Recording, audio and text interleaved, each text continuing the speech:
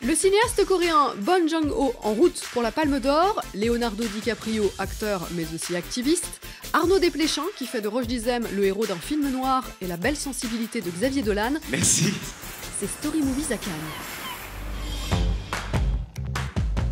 Il s'éloigne du pur romanesque pour signer son premier film noir. Arnaud Desplechin a présenté en compétition Roubaix une lumière, une œuvre en clair-obscur où il offre à Roche Dizem un rôle de flic cousu-main. Un homme droit en quête de vérité qui va tenter de faire avouer leur crime à un couple de jeunes femmes accusées du meurtre d'une vieille dame. Arnaud, on vous attendait pas forcément dans ce genre-là, Oui. de faire naître comme ça une figure de flic à l'écran. Oui. Il y a des flics qui vous ont marqué dans votre cinéphilie, des figures comme ça mythiques. Ah ben, il y a Melville. Non, mais Oui, étant admirateur de cinéma américain d'abord, et puis admirateur de Melville, bien sûr, il y a des flics et comme ça très charismatiques. Moi, j'étais surtout un grand admirateur de Sidney Lumet pendant des décennies.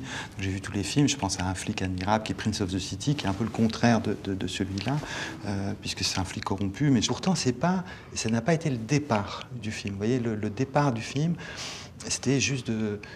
Je pensais très fort à un film qui était Le Faux Coupable, et c'était de chasser d'Hitchcock, de chasser la fiction. Donc, vous voyez, ces quatre acteurs, Rushdie, Antoine Reynard, Léa Seydoux et Sarah Forestier, et tout autour, tous les flics, c'est des flics de Roubaix. On a fait le film avec les gens de là-bas. Voilà. Tous les mauvais garçons, c'est des mauvais garçons. Oui, mais c'est fou que vous me disiez ça, parce qu'il est plein de fiction de votre film. Mais oui, aussi. On met la fiction à la porte, puis elle rentre par la fenêtre, vous voyez. Donc. Mais t'as disparu, tu te planques avec tes potes à fumer du shit dans la rue, t'étais pas à l'identification. Quand je viens de chercher, tu t'enfuis. Tu te bats avec ta mère. Tu dis que c'est Marco et Mohamed qui ont fait le coup, mais Marco, il était chez le juge à Lille. Il monte. Mais écoute ce que je te dis, Marco, il était chez le juge. J'ai les collègues du palais qui le disculent. Et Mohamed, il dit pas du tout que c'est lui, il bossait. Mais c'est sûr à 90% ce que je vous dis. Mais moi, je veux du 100%. Pourquoi Roche Dizem et personne d'autre? Il a une précision de tir, si vous voulez, dans l'écoute, dans la parole, dans le truc, une précision de jeu. Je ne pouvais penser qu'à un seul acteur en le filmant, c'était à Jean-Louis Trintignant. J'ai pensé à Trintignant du début à la fin du film. Vous voyez, c'est un acteur qui est capable de viser avec une telle exactitude le fait humain, et il avait une vérité tellement profonde et puis une bonté. Et aussi, c'était le premier truc que je lui ai dit quand on s'est rencontrés au café. On se connaissait, hein, mais pour parler du projet. J'ai parlé du sourire de Daoud. Daoud étant le nom du personnage. Et je dis, je t'ai pas vu souvent sourire dans les films. C'est vrai. Et dans la vie, je te vois sourire. Et ce serait bien que tu fasses un film où tu fasses pas la gueule. Un film où tu souris tout le temps. Dites-moi, Rushdie, vous en avez joué beaucoup des rôles de flics. Je me rends compte, entre Le Petit Lieutenant, Go Fast, Une Nuit aussi. Ouais. Qu'est-ce qui vous plaît dans ces rôles? Il faudrait demander aux réalisateurs qu'est-ce qui leur plaît, surtout de me faire jouer des flics. Mais vous savez que j'ai commencé cette carrière il y a quelques années maintenant. On m'avait prédit plutôt des rôles de voyous. Hein. Donc, c'est marrant d'incarner complètement autre chose que ça, et au contraire, même l'opposé, à savoir l'autorité. Allez, donne tes mains, là. Oh. Pourquoi tu cours, Farid? Quand on a pour tout rire, non? T'interpètes, puis t'arrêtes, c'est tout. Tu vas pouvoir passer la nuit au poste.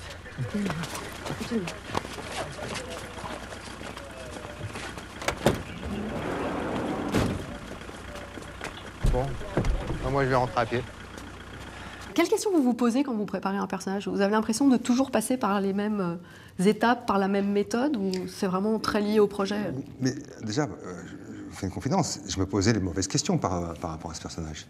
C'est comment apporter du charisme, de la présence. C'était la démarche inverse qu'il fallait. C'est comment s'effacer et laisser les faits prendre la place qui est la leur, en fait. Parce que je pense que je suis aussi abîmé par 20 ans, 30 ans de métier. Et je crois qu'on a des béquilles et des automatismes, pour ne pas dire même des réflexes pavloviens d'acteurs. Et c'est en ça que Arnaud a dû intervenir, et il l'a bien fait, parce que j'ai l'impression que c'est un film qui m'a fait grandir. Il m'a emmené dans des sphères que je n'avais pas encore visitées auparavant.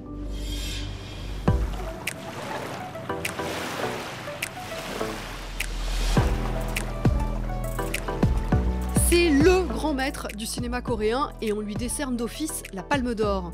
Bong Joon-ho a fait sensation avec le prodigieux Parasite, fable sociale cruelle et implacable sur la lutte des classes qui mêle les genres et portée par une mise en scène virtuose. Un jeune homme sans le sou se rend dans la maison d'une riche famille bourgeoise pour donner des cours particuliers Et on ne vous en dira pas plus à la demande du réalisateur lui-même, mais sachez juste que Parasite est aussi cinglant que tendu et inattendu.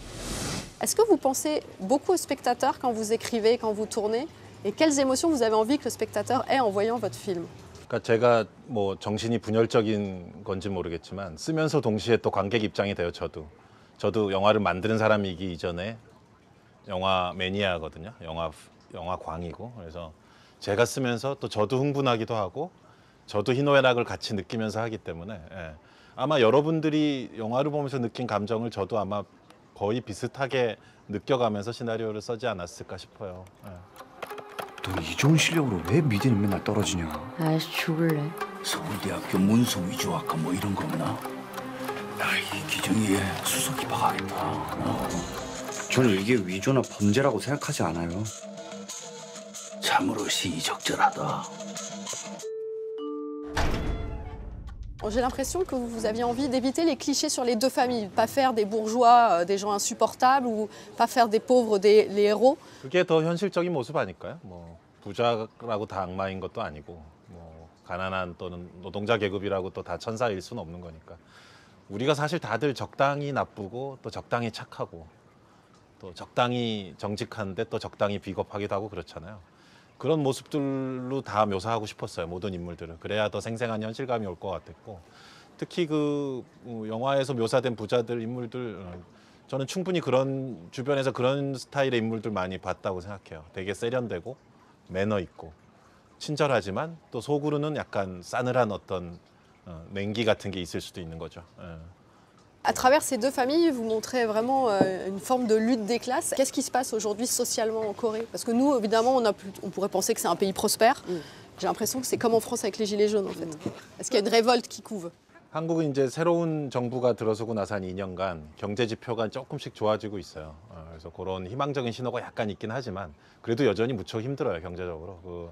우리 뭐 아까 뭐 농담처럼 3포 세대 얘기도 했지만 젊은 세대들 특히 힘들고 경제적으로 되게 그 엄청난 광범위한 스트레스가 쌓여 있죠. 뭐 한국에도 어떤 도화선이 주어진다면 도화선에 불이 붙는다면 뭐 노란조끼 같은 사태가 안 생기리란 보장은 없어요. 근데 한국뿐 아니라 지금 자본주의 시스템에 사는 전 세계 모든 나라들이 비슷한 것 같아요. 마찬가지인 것 같아요. 그런 보편적인 얘기라는 생각은 들어요. Xavier Dolan.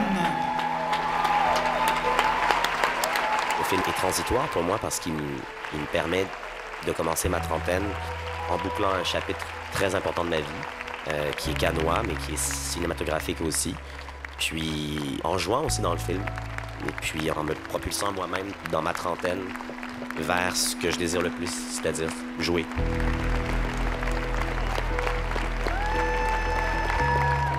Je pense pas que je pourrais parler très longuement parce que je suis très ému, mais ça fait quand même 10 ans que je débarquais à Cannes avec J'ai tué ma mère, puis depuis, ça a été tellement enrichissant, tellement de rencontres, tellement de moments comme ceux-ci. Et merci, c'est tout. C'est tout. Merci.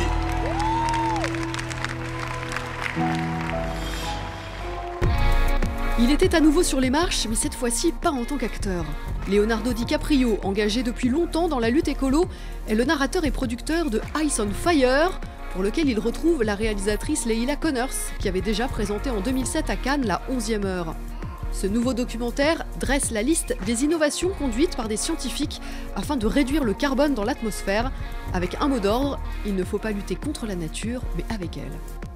It tells us the multitude of solutions to the environmental crisis, both provided by nature and scientists. What are for you the most amazing solutions? I think what Lila really did with this film is highlight the most cutting-edge technologies out there, and it's really a source for an audience to hear the scientific community speak uninterrupted, to give them a platform without being drowned out by lobbyists or big oil.